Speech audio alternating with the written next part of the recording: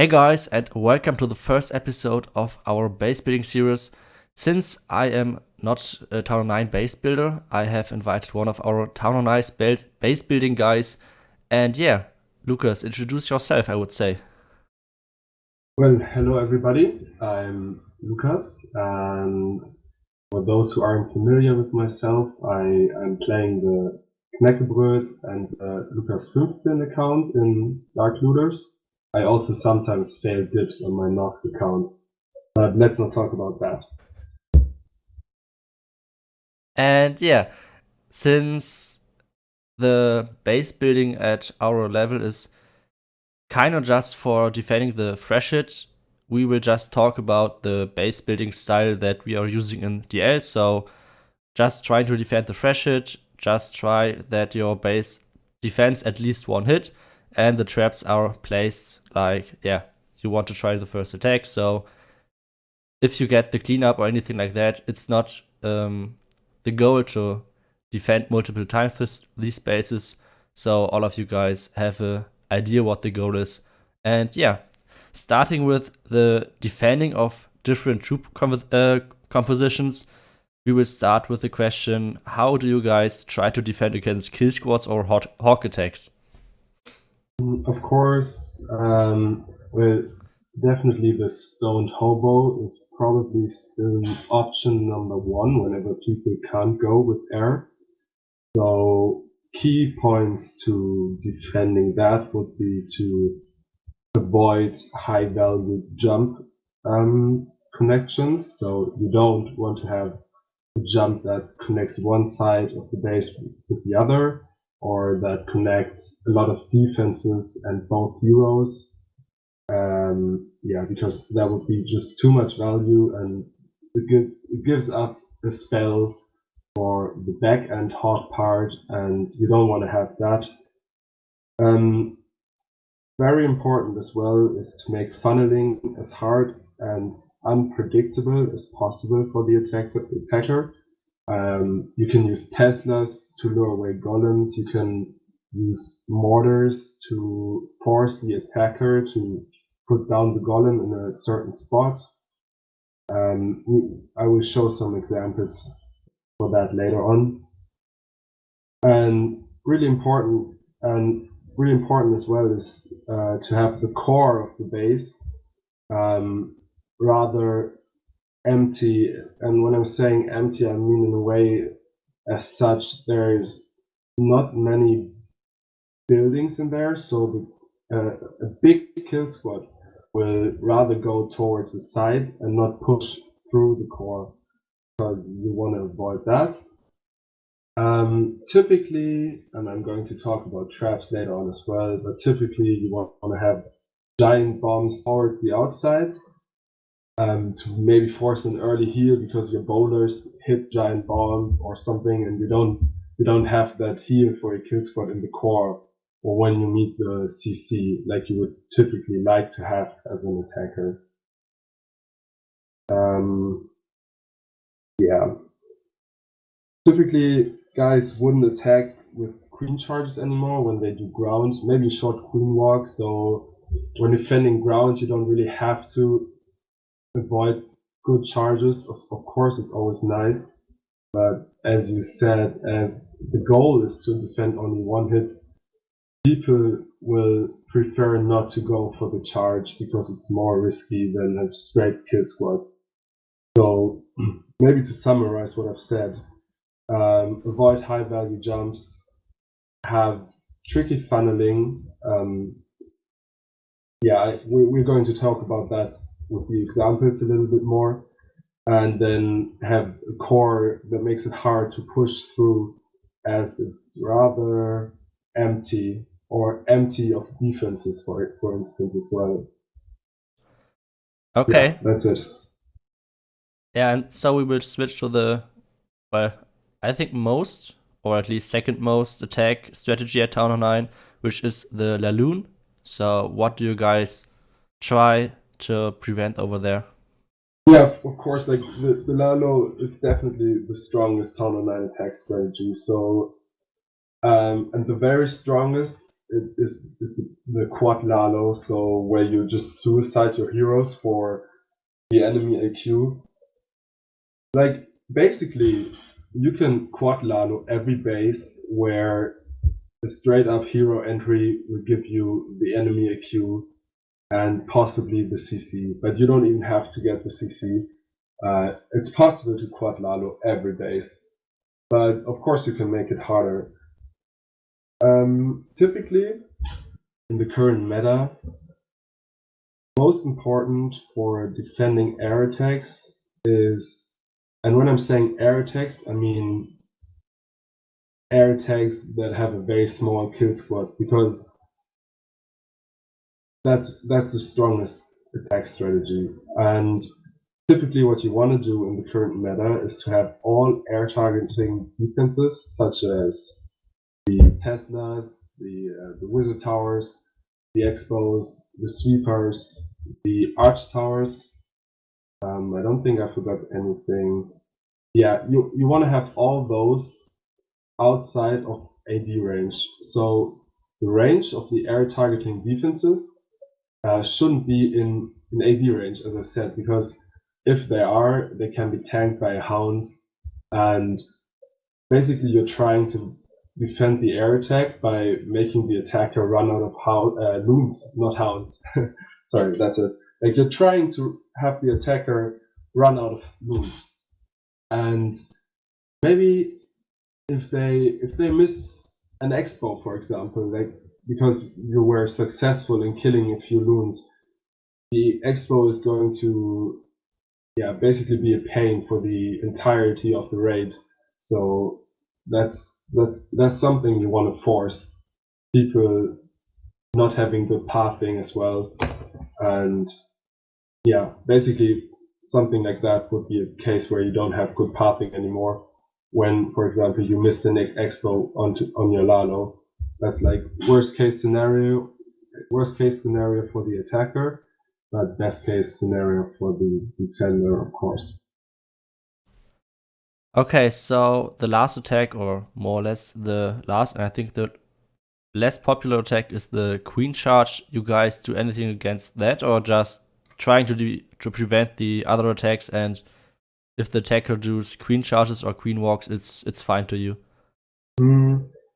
Mostly, we all agree that it's fine if the attacker comes in with a Q charge, because the risk of having a time fail is much higher with an AQ charge, and also maybe the attacker is going to miss the Queen ability, or he's going to get, like, his AQ is dying when she encounters the CC, because baby CC can always put out a high number of DPS. Also, the chances of a wallbreaker fail are much more likely on a charge, because if you put down 3 golems, like in a stone hobo kill squad, there's not much that can trip up your wallbreakers. No surprise Tesla or anything. So so usually we take the risk, but we are still, of course, building against it. And by that I mean, we're fine if it's a difficult charge, but we're trying not to have easy walks, because a walk is really easy to execute and shouldn't be possible. So you shouldn't get. That's a main aspect of Town Online buildings. Don't have your expos walkable, and that has been like this forever in the old meta as well. Don't let your opponent walk your expo. It's really important. And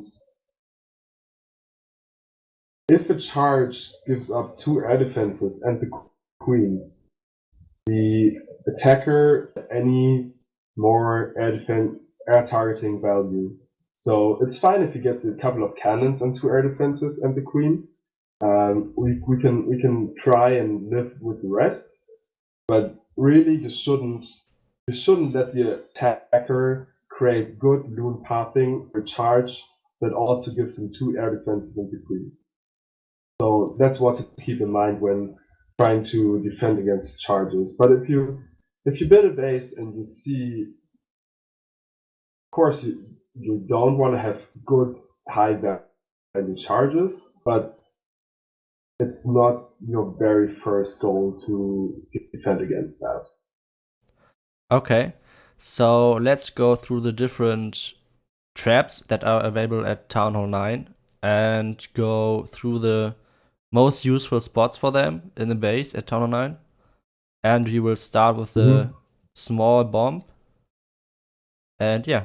Yeah, the small bomb, as on every town hall level, I believe they're used to trip out breakers.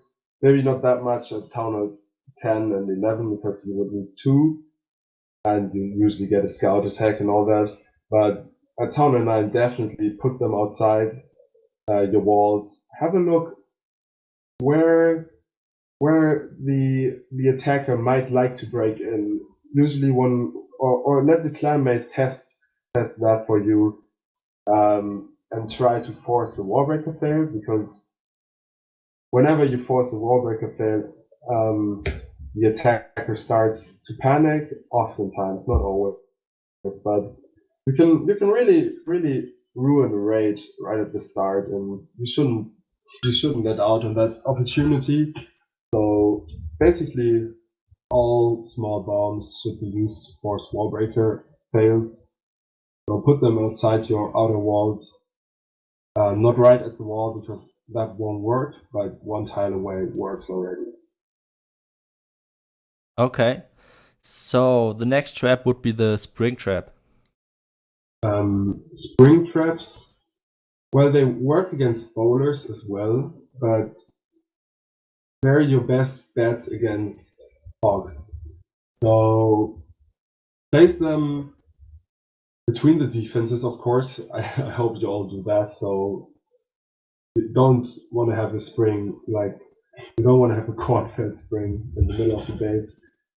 You want to have them between defenses, and typically you're putting them in the middle of the defense the Hawks are going to. So the defense is 3x3 as tiled, big. So you want to put it onto the middle tile of the defense the Hawks are pathing to, or will be likely pathing to. That's usually the best bet to catch as many Hawks as possible. Also, they should be rather towards the outside, because you want to catch Hawks early. There's no value in catching Hawks when they're in the core, because at that point it's too late. And also, you shouldn't really put springs where the AQ is, because most likely that area won't be hogged, because the AQ is, well, no hog attacks works without killing the AQ. The Lalo oftentimes does work nowadays, but hog attacks typically don't work whenever you don't kill the AQ. So you shouldn't waste springs over where she is. Okay. And the next trap would be the giant bomb. Well, giant bombs you can use.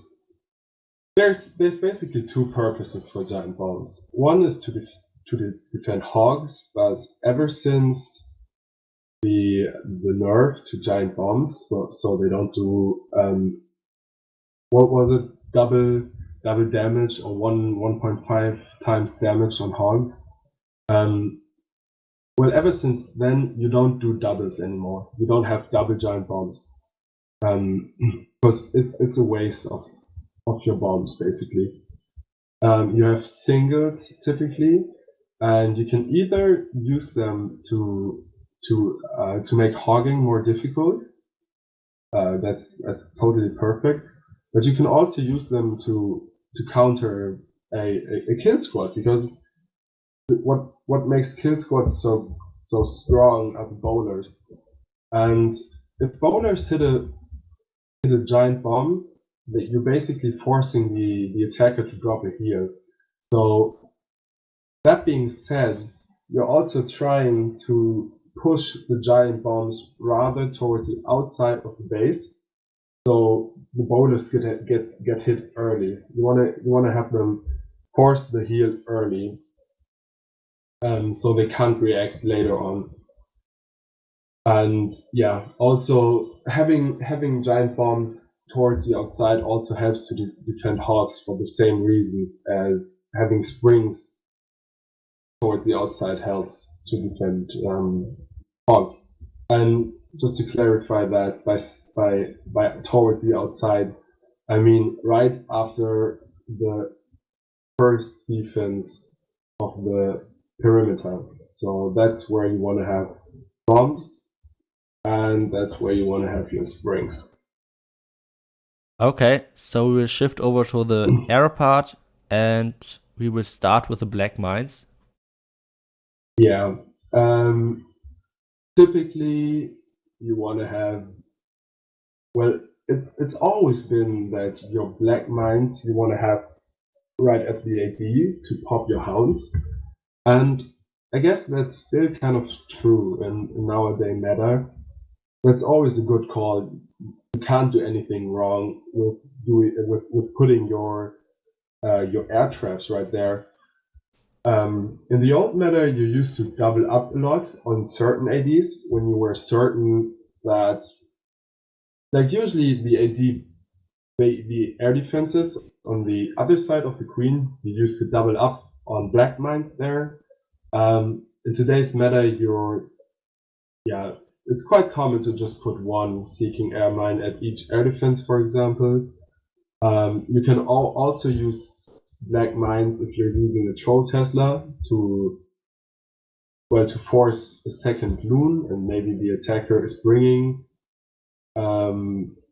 the attacker is bringing a loon for a troll Tesla, and then he's putting that down, and it won't work.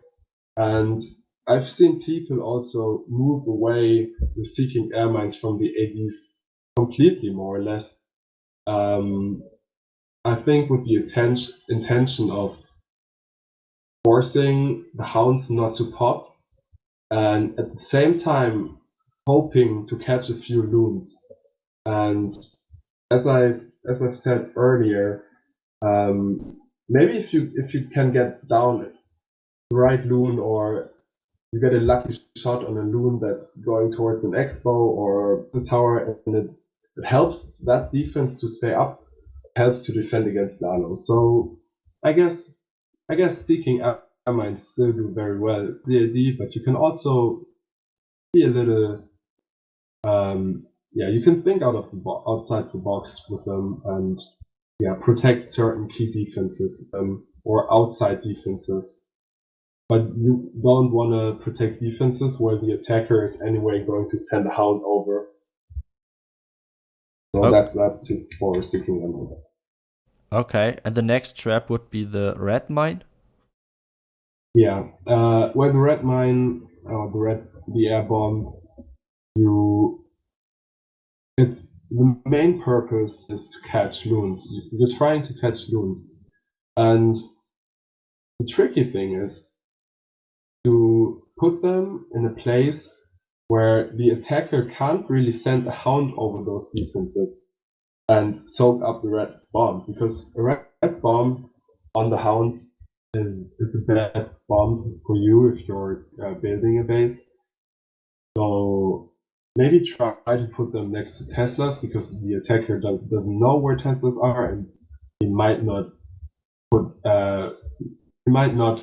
have a hound go over there. A second option for the red bombs to use is to try to screw up a minion funnel.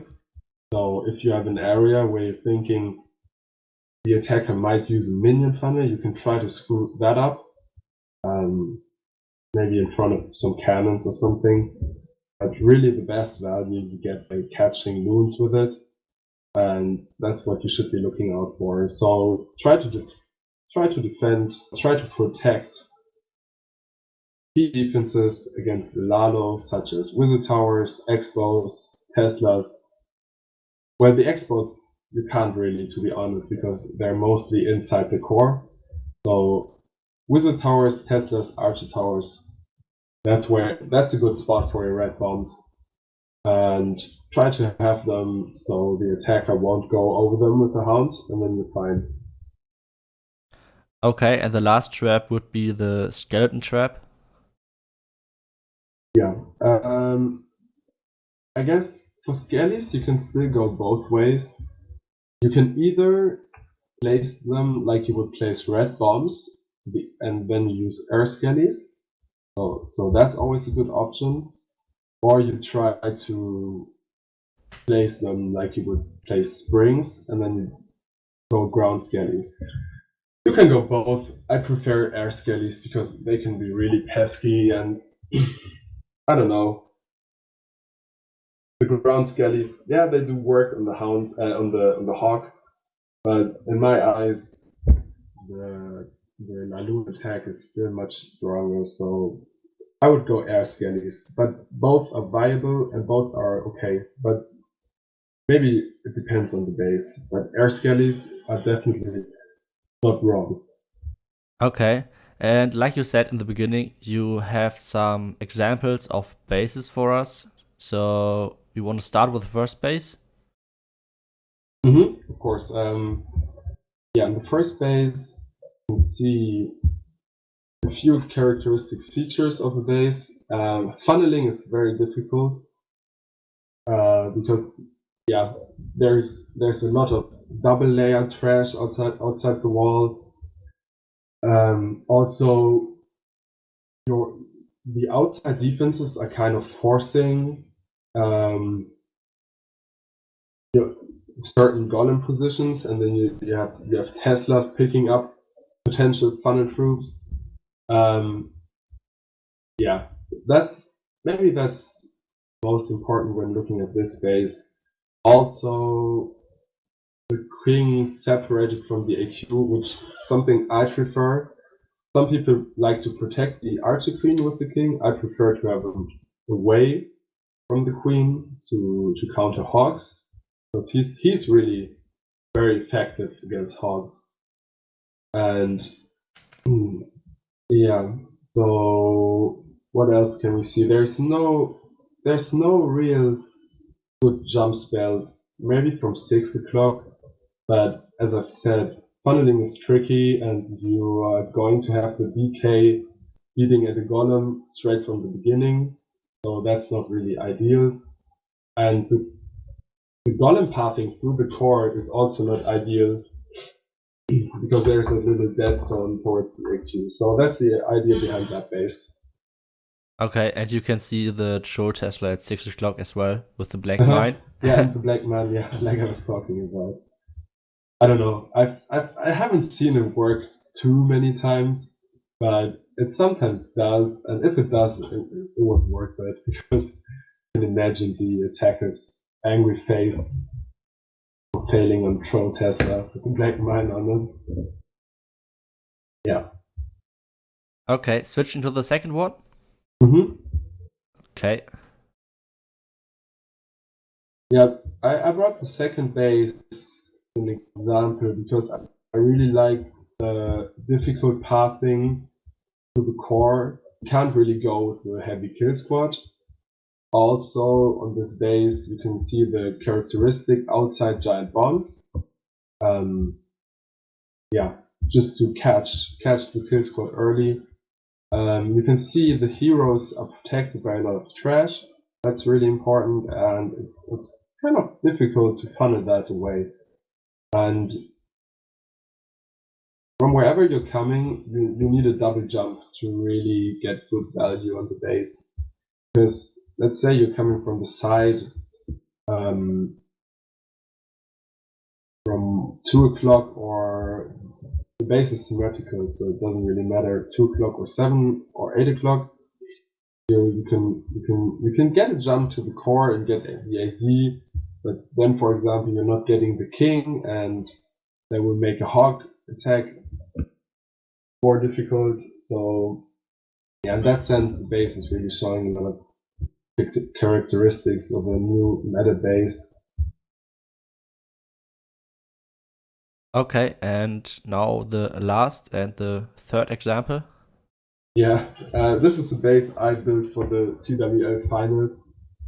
And as I said before, making funneling hard is probably one of your biggest weapons as a base builder. So I I kind of stole some Town Hall 11 base building ideas and tried to make them work at Town Hall 9. And the idea is to have the Teslas right in the core, so the attacker has to come through to the core and take it out as well, because the iTzu is there as well. And but the edges, like the corners, make it really hard to funnel inside. So yeah, that's the basic idea of this base. Didn't really work very well, to be honest, but it got taken out by a drag attack. And same goes for what goes for the queen charges, goes for the drag attacks. If you're forcing a drag attack, that's okay, because drag attacks are kind of risky, and there's a lot of there's there's a big margin of randomness in dragon attacks, because their pathing is really unpredictable, and yeah, you don't really know where they're going next, and you can't really clean them up as well properly. So I was well, I got hit. The base didn't defend, but it was a drag attack, so it was kind of okay for me. Okay. And yeah. No, that's it for this day. Sorry, I didn't mean to interrupt. No problem. Okay, so this was the Town Hall 9 episode. I will give Lucas the last word and for some shoutouts or anything like that. And for me, it's thanks for watching, guys. And like I said, Lucas with the end. Yeah. Well, thanks to everybody for listening, and I want to give a huge shout out to the DL base building team that definitely produces some badass bases. And there's a lot of guys in there that build a lot better bases than I am. So huge props to Fabi, Bayern Hoffi, Hikari, Ixlev, Ilun, and the recently retired Konstantin. And then there's also Raika, Wasman, Valentine, and myself, who sometimes chip in bases as well. But thank you very much for making our Town Hall 9 bases they are. And well, I hope to be back on the channel one time, and keep up the good work. Thank you very much. Thanks. And yeah, guys, see you in the next episode for the Town Hall 10 base building series. See ya and bye bye.